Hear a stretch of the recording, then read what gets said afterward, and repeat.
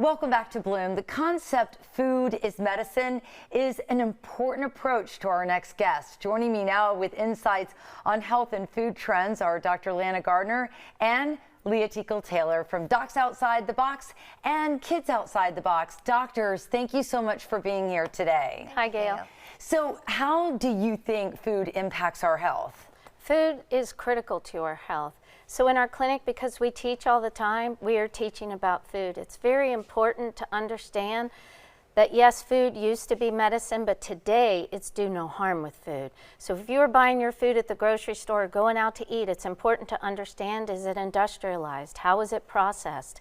Because there are different diseases in our culture today versus agricultural cultures. So this is something you take very seriously at Docs Outside the Box and Kids Outside the Box, because you mentioned you educate not just your patients, but fellow doctors that work alongside you. Exactly. And then we also educate with food diaries. Every visit that a patient comes, they can bring a list of what they're eating for us to go through.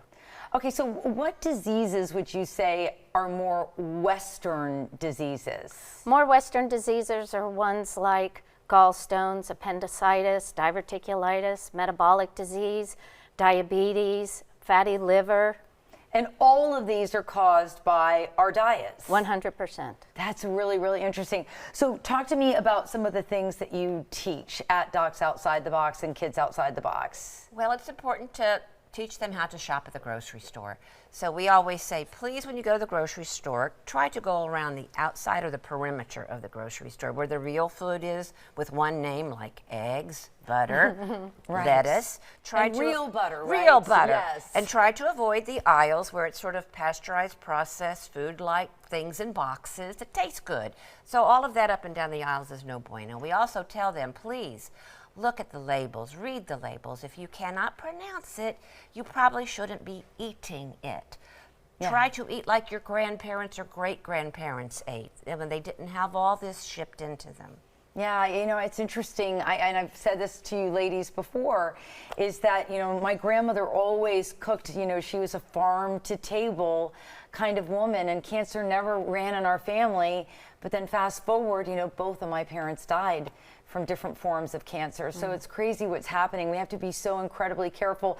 What about supplements? Is that something that you recommend for your patients? Well, yes. Unfortunately, we do believe you have to supplement. We think the soil in our country has been over-farmed, hasn't been regenerated, although that's coming. And so if the soil is poor in nutrients like minerals and vitamins, what grows in the soil doesn't have it in them, and what eats whatever grows in the soil. So the meat and the produce is lacking and deficient. We find it's very important to supplement. We have a lot of illnesses coming in that we see as illnesses of deficiencies of the basics of human life. Ehlers-Danlos, POTS, PCOS, anemia across all our young people, osteoporosis in men and women, infertility issues. We believe the human body can do much better than this if given the proper nutrients. Yeah, and it's very important for us to point out that the reason Docs Outside the Box and Kids Outside the Box is so popular and the practice is growing leaps and bounds every day is because they tailor treatment protocols for every single patient individually for them. So ladies, thank you so much, doctors. We just love it when you come in. Thanks. Thank you.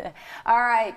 Docs Outside the Box and Kids Outside the Box are located in St. Petersburg. For more information, call 727-498-8898 or visit online at docsoutsidethebox.us. We'll be back with more Bloom right after this.